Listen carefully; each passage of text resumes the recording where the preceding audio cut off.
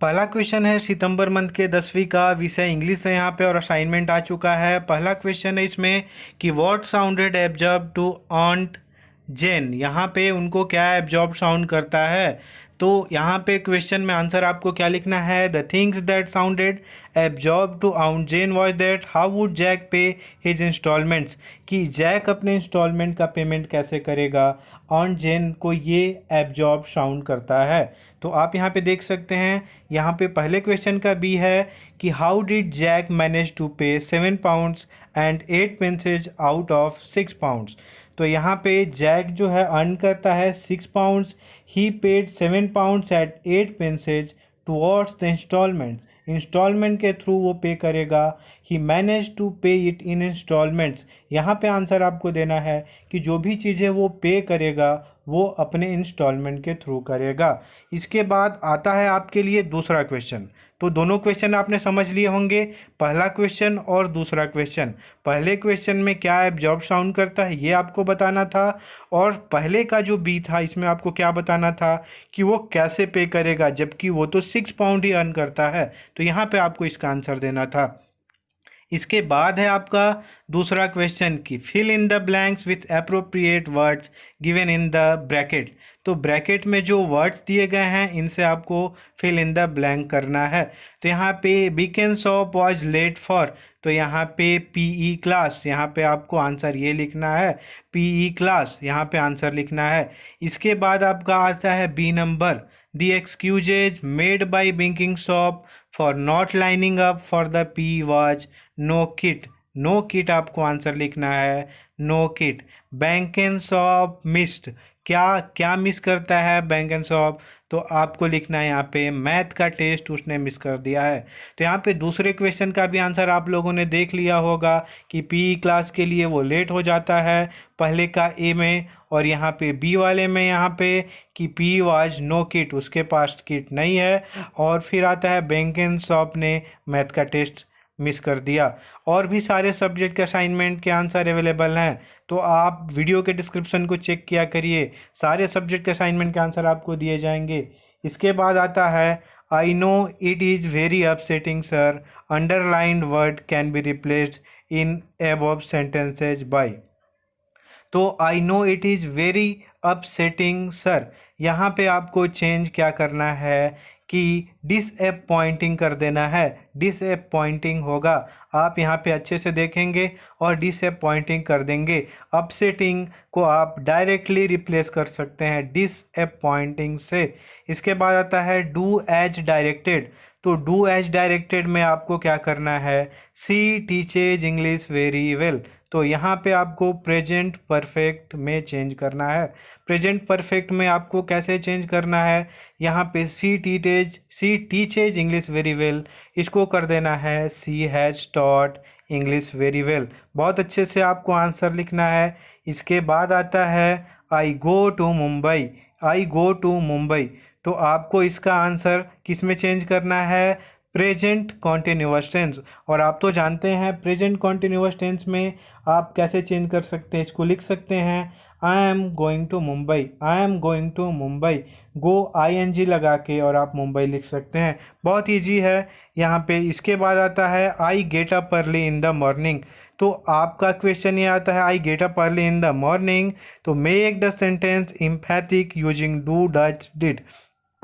तो do does या did का यूज इसमें करना होगा और इसको एम्फैटिक सेंटेंस बनाना होगा। तो आप जानते हैं एम्फैटिक सेंटेंस कैसे बनते हैं, तो यहाँ पे आपने देखा इसको कैसे लिखेंगे, आई do get up early in the morning, मैं सुबह में जल्दी उठ जाता हूँ, यहाँ पे आपने इसको लिख दिया।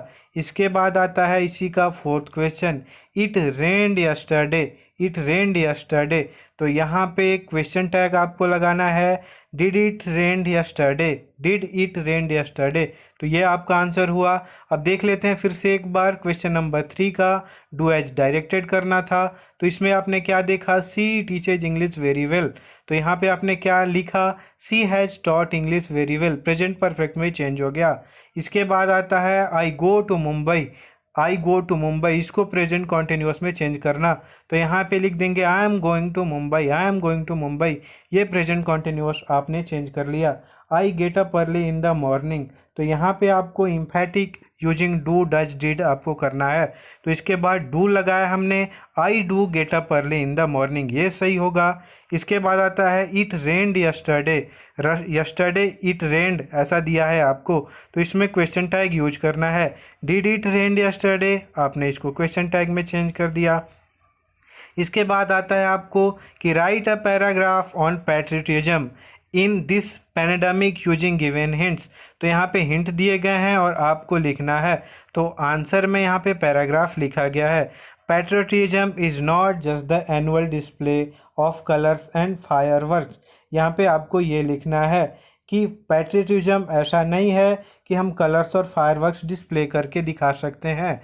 We can celebrate our patriotism every single day, हम अपने पैट्रियटिज्म को, देशभक्ति को हर एक दिन अपना सेलिब्रेट कर सकते हैं। Being throughout citizens, citizens बन के, and respecting the people all around us, और अपने आसपास के लोगों का सम्मान करके। One way to show our admiration for our country is by simply wearing a face covering to protect the health of those around us. यहाँ पे बहुत अच्छे से लिखा गया है कि हम अपनी कंट्री के लिए, अपने लोगों के लिए अपना हेल्प कर सकते हैं कैसे, और उनको बचा सकते हैं उनके हेल्थ को कैसे, अपने फेस को कवर करके।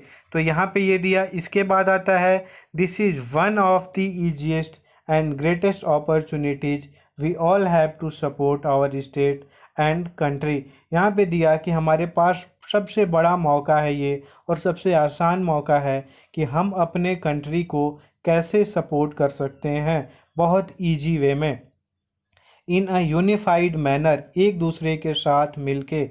Improving the personal and collective understanding of citizens, अपने सिटीजन्स के कलेक्टिव और पर्सनल अंडरस्टैंडिंग को इम्प्रूव करके।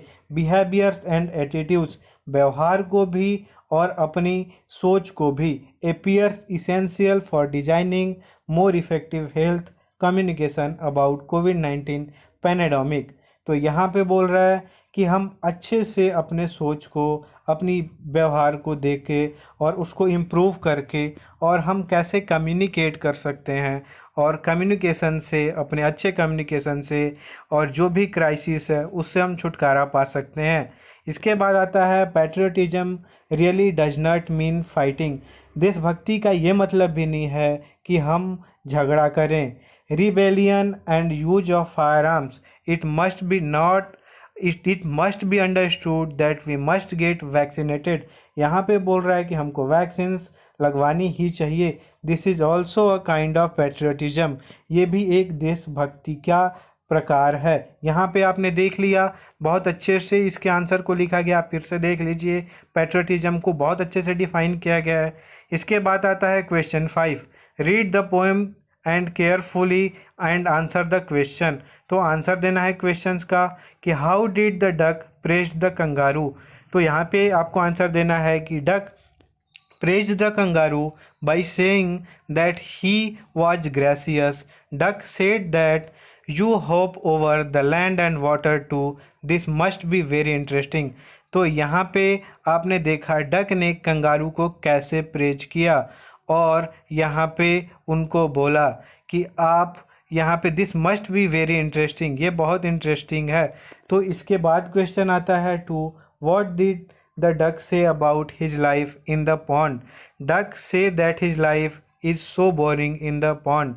डक बोलता है कंगारू से कि आप तो हर तरफ रह सकते हैं, लेकिन हमारे पॉन्ड में लाइफ बोरिंग है। उन्होंने ये बताया डक ने कंगारू को। What did the duck wish to go. The duck wished to hop like kangaroo. Duck भी कंगारू की तरह ही रहना चाहते हैं, चलना चाहते हैं, और अपना फ्रीडम चाहते हैं। इसके बाद आता है find the synonyms of the word uninteresting in the poem. तो अनइंटरेस्टिंग का सिनोनिम क्या है? बोरिंग। तो आप इजीली देख सकते हैं सारा असाइनमेंट का आंसर हमने यहाँ पे क्लियर कर लिया है। और एक बात आप कमेंट ज़रूर करिए यहाँ पे, और इस वीडियो को लाइक करिए और अपने दोस्तों के साथ अभी शेयर कर दीजिए। हर एक सब्जेक्ट के असाइनमेंट के आंसर बहुत अच्छे तरीके से एक्सप्लेन यहाँ पे किए जाएंगे। चलिए देखते हैं आप इसके PDF को भी कैसे डाउनलोड कर सकते हैं। असाइनमेंट के आंसर के पीडीएफ को डाउनलोड करने के लिए आपको गूगल पे जाके सर्च करना होगा cgbasicsupport.in। उसके बाद आपको इस वेबसाइट पे जाना होगा, इसको नीचे स्क्रॉल करना होगा, ऑप्शन दिखेगा आपको असाइनमेंट 2021-22, उस पर क्लिक करके सभी सब्जेक्ट के असाइनमेंट के आंसर के पीडीएफ आप इजीली डाउनलोड कर सकते हैं।